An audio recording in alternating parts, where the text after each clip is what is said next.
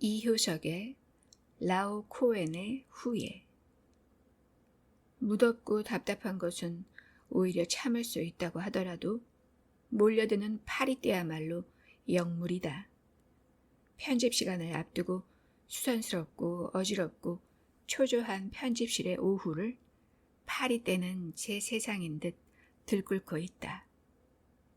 얼굴과 손을 간지르다가는 목탄지 위에다 불결한 배설을 하고 날아가곤 한다. 추잡한 방안이 천재에 있을 환경이 못 되누나.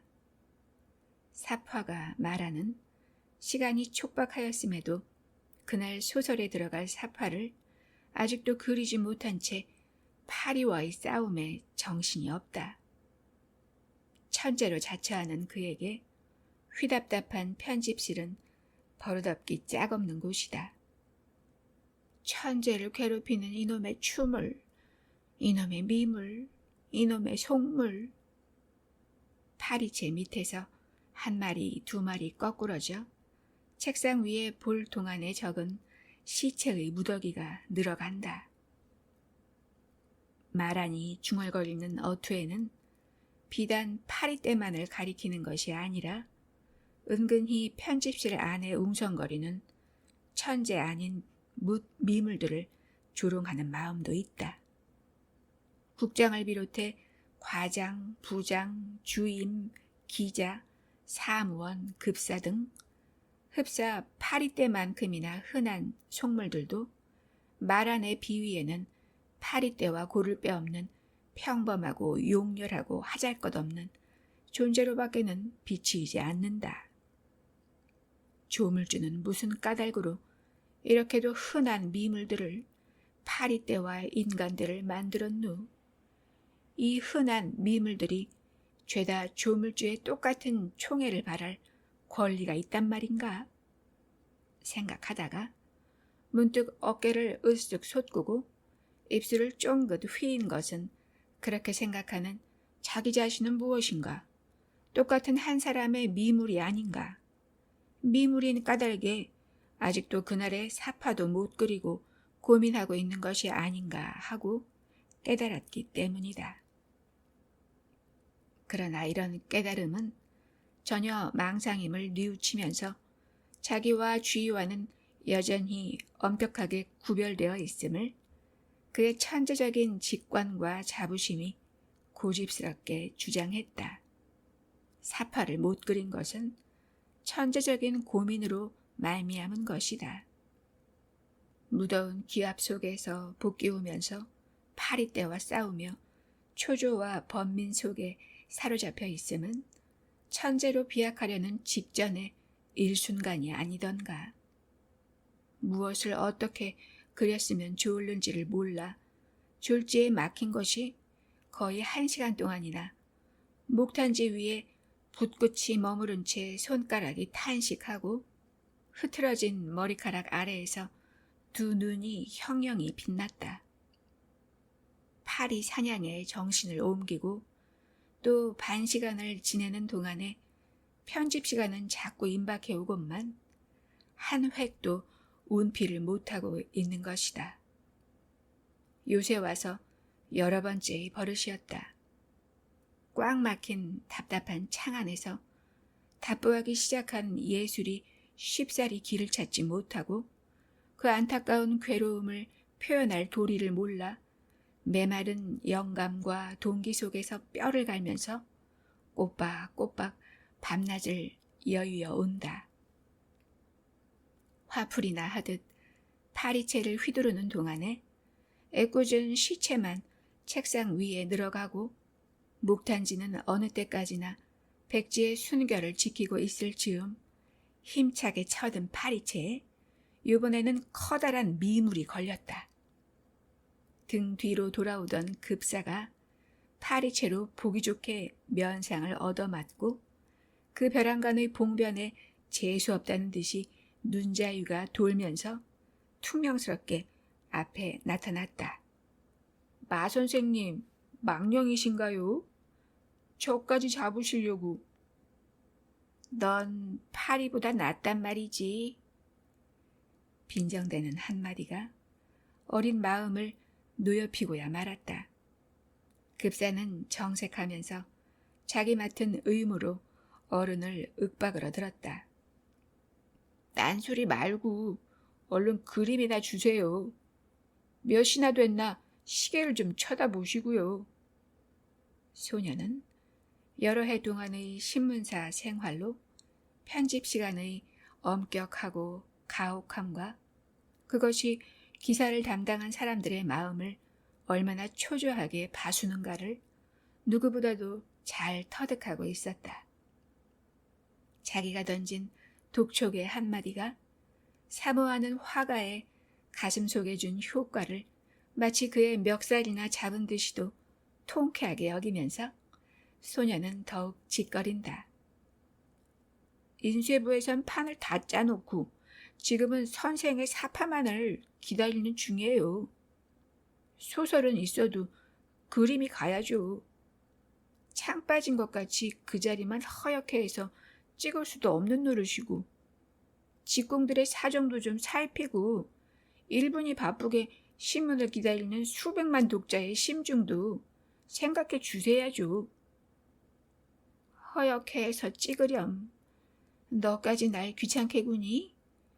신문이 내겐 원수고 시간이 내겐 지옥이다. 책을 베끼듯 그렇게 술술 되는 그림이 아니야. 너도 파리도 신문도 내겐 죄다 원수야 원수. 제 괴로움을 못 이겨 말하는 기어코 화를 내버렸다. 의자에서 벌떡 일어서면서 파리채로 금시 급사를 후려갈길 신용이다. 급사는 그제서는 제 일이 바빠서 사정이나 하듯 겸양하면서 손을 모고 빌 지경이다. 그만하시고 어서 그려주세요. 붓을 들고 종이 위에다 단숨에 냉큼 그려주세요. 아무래도 좋으니 구불구불 몇 줄만 그려주세요.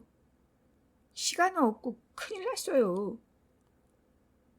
니에겐 아무래도 좋아도 내겐 좋지 않어. 이 답답한 속에서 그림이 되다니. 예술이 그렇게 수월한 것이더냐? 오늘은 그림이 없다. 인쇄부에 가서 그렇게 일러라. 얼른 그리세요. 사파를 주세요.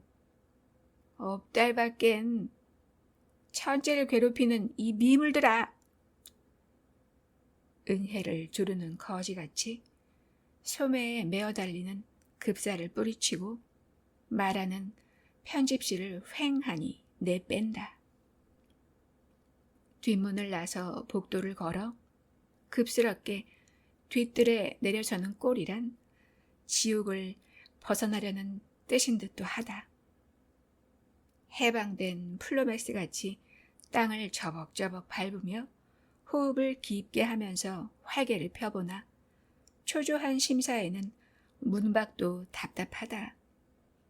하늘이 얕고 공기가 무겁다. 해를 머금은 검은 구름같이 속이 달고 화끈거린다. 오늘은 백화점에 경기구도 뜨지 않고 도해의 허공은 그리다가 버린 수채화 같이 흐리멍덩하게 풀어져 있다. 빛과 그림자의 구별을 가지지 못한 건축들은 아름다운 입체감을 잃어버리고 단조한 평면 속에서 표정도 감정도 없이 하품만 하고 있다. 삼라만상이 괴롭고 따분하다. 신문사 뒤 문간에 사람들이 둘러싸고 선 것은 아마도 또 무슨 장사치 일이라. 약장수도 오고 붓장수도 왔다. 어떤 때에는 인삼장수가 와서 메마른 이끼 속에 도라지같이 꼬치꼬치 꼬인 풀뿌리를 헤치면서 사람들을 모았고 때로는 자라장수가 나타나서 산 자라의 옆구리를 찔러 선지를 내서 입술에 묻히면서 부족 중에는 지효라고 선전하는 것이었다. 뒤 문간에는 언제나 이렇게 온전하지 못한 객군만이 모여드는 법인 모양이다. 오늘은 또 무슨 장사치 인구하고 말하는 가까이 가서 사람들 틈으로 엿보다가 뜨끔해서 소스라치면서 뒷걸음질 쳤다. 조그만 나무괴를 안고 선 것은 땅꾼이었다. 괴 속에 한 뭉치가 되어 굶실굶실 느리고 누운 것은 독사의 한때.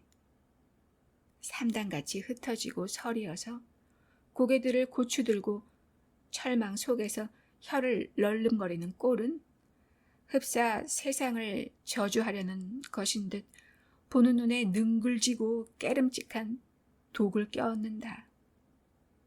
이놈의 미물은 대체 무슨 인연으로 아담 때부터 사람의 원수가 되었누?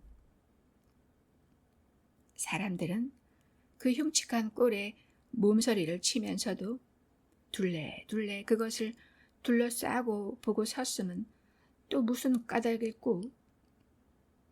무시선 앞에서 자랑스럽게 그 한 놈의 목을 손가락으로 옳혀 쥐고 널른거리는 혀를 뽑아 보이는 땅꾼의 심청머리도 또한 알 수 없는 것이다.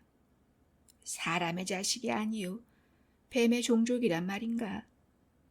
그렇게 대담하고 추잡하고 야만스런 그 녀석은 이놈의 미물도 결국 내게 영감을 주지는 못하누나 내 예수를 싹트게 하지는 못하누나 우리 조상의 원수는 내게도 필경은 원수밖에는 못 되누나. 마라는 외면하고 걸음을 옮기다가 문득 그 미물을 아름답게 노래한 옛 시인을 생각했다. 아롱거리는 등허리를 햇빛에 반짝이면서 풀 속으로 굼시르르 사라지는 뱀의 모양을 찬미한 시인의 심청머리는 또 대체 어떤 것이었던구? 그 둥글진 추물의 모양이 시의 세상에서는 아름다울는지 몰라도 그림 속에서 빛날리는 만무해. 푸르고 붉은 늘매기의 색채라면 또 몰라도 단조로운 회색만의 독사의 꼴이 그림이 될 수는 만만 없는 노릇이야. 아무리 천재기로서니 현대화에 있어서 그 추물을 취급할 수는 없고 말고. 중얼거리면서 말하는 등 뒤에 점점 뱀의 세상을 멀리했다. 신문사의 돌벽과 흐린 하늘이 앞에 가로놓여 마음은 더욱 초조하다. 그날 그가 그려야 할 소설의 사파라는 것은 괴로워하는 현대 남녀의 자태였다. 남녀는 피차의 연애만으로 괴로워하는 것이 아니라 두 사람 앞에는 시대가 놓였고 역사가 물결치고 겹겹의 파도가 휩쓸려 와서는 송두리째 육신을 뽑아가려는 것이었다. 그 위에 두 사람에게는 길러도 지날 줄 모르는 안타까운 애욕의 온회가 그치지 않는다. 여자는 기어코 주인공 앞에서 흑이냐 백이냐 좌냐 우냐 함께 길을 떠나겠느냐 싫으냐에 코다짐을 하건만 사내는 아직도 결단을 못하고 육신을 틀면서 번민한다. 그 한 회분의 소설에 있어서 말하는 대면하는 남녀의 풍경을 그릴까 여자의 나체를 그릴까 망설이다가 남자의 얼굴을 그리기로 작정했다. 괴로워하는 얼굴의 표정을 가장 효과적으로 그려서 소설 전체의 표정을 상징하려는 것이었다. 그 계획에 기뻐하면서 붓을 든 것이 종시 뜻대로 이루어지지를 않았다. 자기 자신도 필경은 주인공과 다름없는 현대인의 한 사람이요. 괴롬도 같은 것이니 하고 거울을 놓고 자기의 얼굴을 그려보려고 애썼으나 도무지 운필의 동기가 서지를 않았다.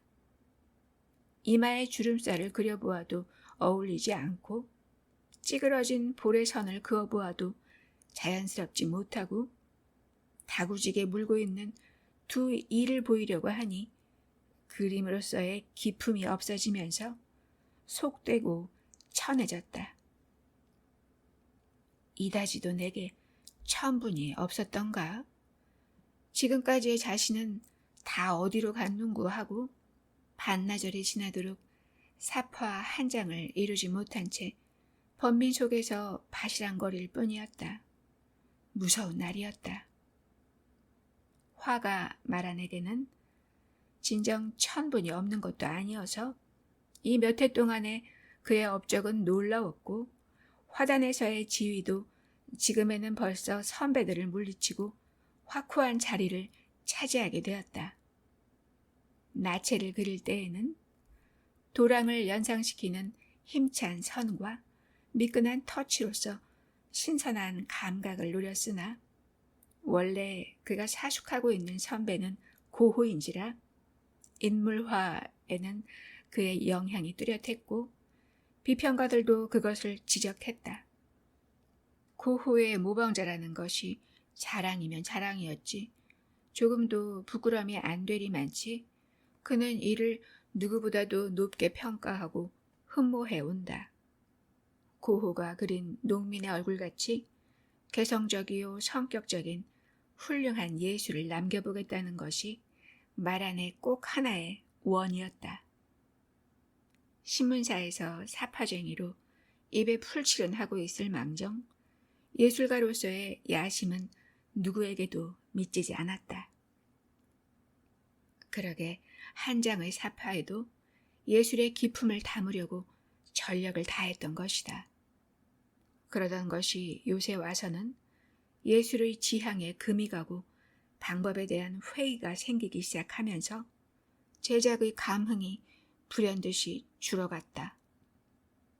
전과 같이 아무런 대상이나가 반드시 충동을 주는 것이 못되고 주위에 웅성거리고 있는 허다한 괴로움을 표현하기에는 또한 기력이 붙였다. 결국 자기도 같은 괴로움 속에 빠져 있음을 안 것이요. 괴로움 속에서는 괴로움을 표현하기가 난사임을 깨달은 것이다. 그날 소설의 주인공의 표정이 곧 자기의 표정인 까닭에 붓을 대기가 어려웠고 그 자기의 표정이라는 것은 대체 어떤 것인지 자기로서 오히려 선과 주름을 가릴 수 없었다. 영감의 근원은 메마르고 무딘 감동 위에는 먼지가 보얗게 앉게 되었다. 초조와 괴로움이 그날같이 큰 때는 없었다. 새로운 생명을 뱃속에 간직한 산모의 괴로움도 그러한 것일까? 피곤한 신경으로 반나절을 부대끼다 나니 이제는 육신도 마음도 권태 속에 잠겨 객관을 바라보는 눈에는 광채가 없었다. 얕은 하늘을 바라보면서 두 손을 뒤통수에 깍지 끼니 재물에 입이 벌어지며 하품이 날 지경이다. 그까지 뱀이다 무어야.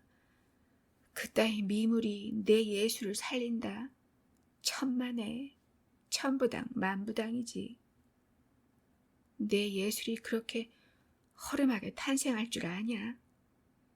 현대의 고호는 호락호락 붓을 안 든다고 여쭈어라. 중얼거리면서 마란히 벼랑간 걸음을 빨리 한 것은 행여나 급사가 쫓아나와 자기의 뒤를 따르고 있지는 않을까 생각하는 까닭이다. 지금에 있어서 무엇보다도 두려운 것은 조그만 미물 급사의 독촉이었다. 될 수만 있다면 그 하루를 그대로 살며시 급사의 독촉에서 편집의 의무에서 빠져서 모르는 곳에 숨어 있고 싶었다. 예술을 강인히 뺏으려는 자는 모두 악마로 밖에는 보이지 않았다.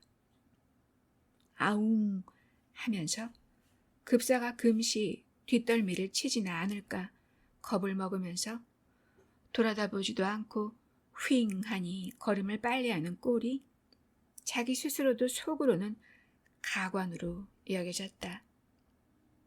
흡사 꿈속에서 아귀에게 쫓겨오는 신용과도 같았던 까닭이다. 언제까지나 그렇게 쫓기어야 할 것인고. 으아! 벼랑간 들리는 날카로운 고함은 쫓아오는 급사의 아웅 소리는 아닌 모양이었다. 너무도 오독갑스런 외마디였던 까닭에 마라는 모르는 결에 문득 걸음을 멈추었다. 아이고. 두 번째 고함에 마음을 다구지게 먹었던 마란도 뒤를 안 돌아다보는 수가 없었다. 돌아다보고 안 놀라는 수도 없었다.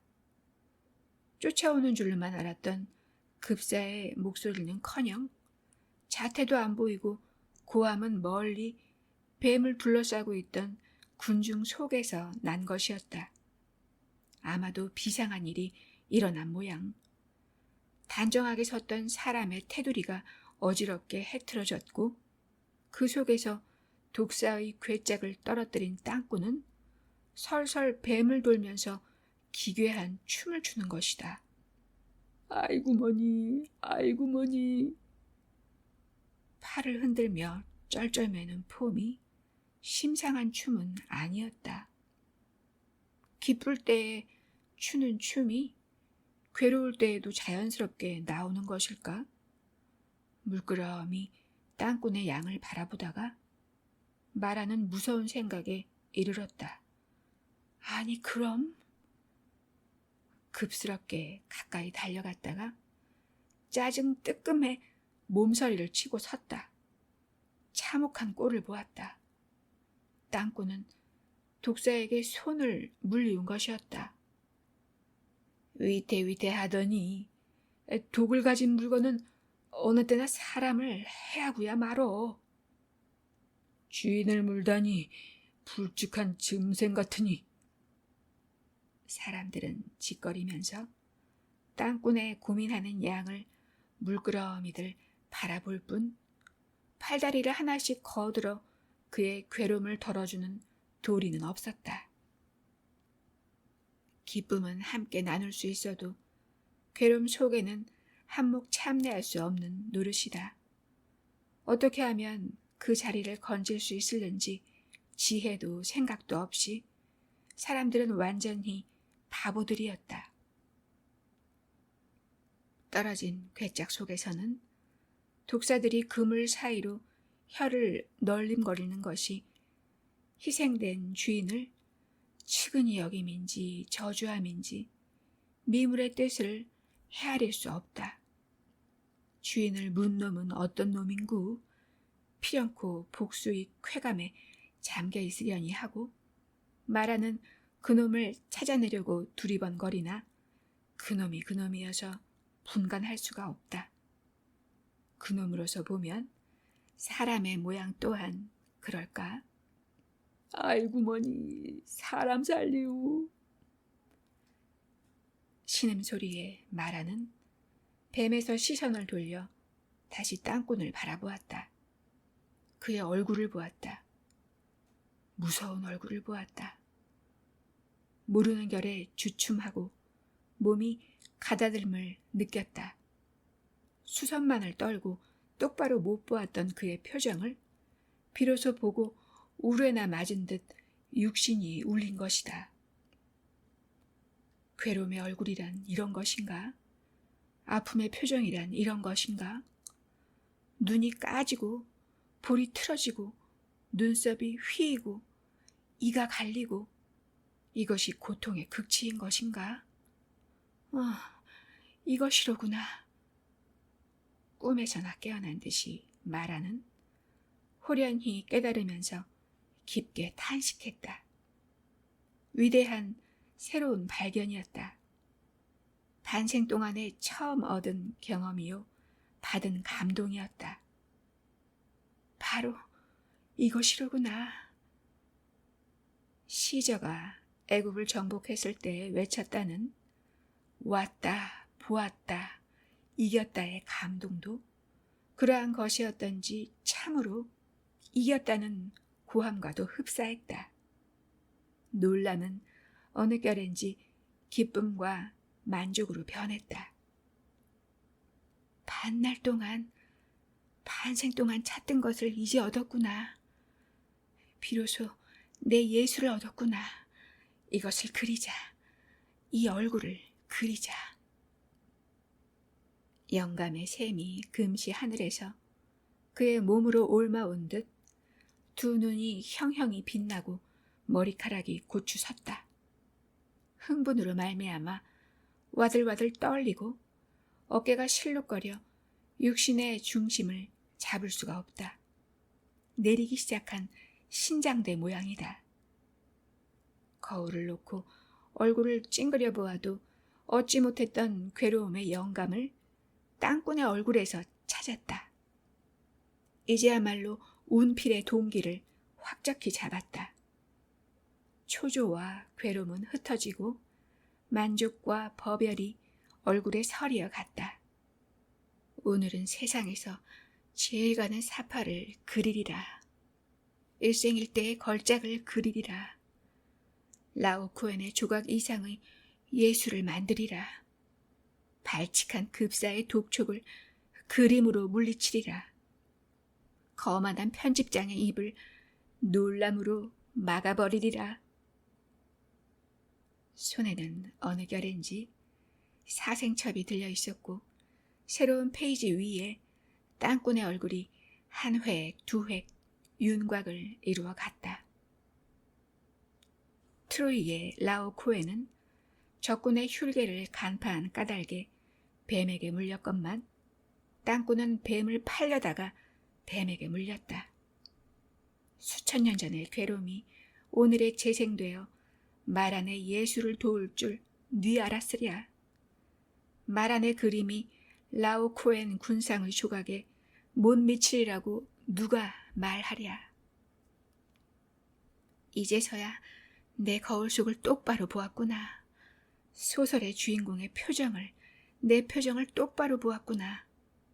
땅꾼이여, 라오코엔의 후손이여, 잠시 내 모델이 되라. 내 그대의 괴로움을 후세에 전하리니 나를 믿으라. 세기의 고통은 무상의 기쁨으로 변해 지금 말 안으로 하여금 모든 것을 잊어버리고 제작에 열중시켰다. 사람들도 비로소 영문을 알고 말 안에게로 주의를 보내왔고 땅꾼도 그의 열정에 감동되어 잠시 몸을 움직이지 않고 정숙하게 그를 향하는 것이었다. 요번에야말로 짜장 그림 독촉을 나왔던 급사도 말을 잇고 그의 옆에 우두커니 서 있었다. 모든 것이 일순 걸작의 탄생을 위해 엄숙한 침묵을 지키고 있는 것이었다.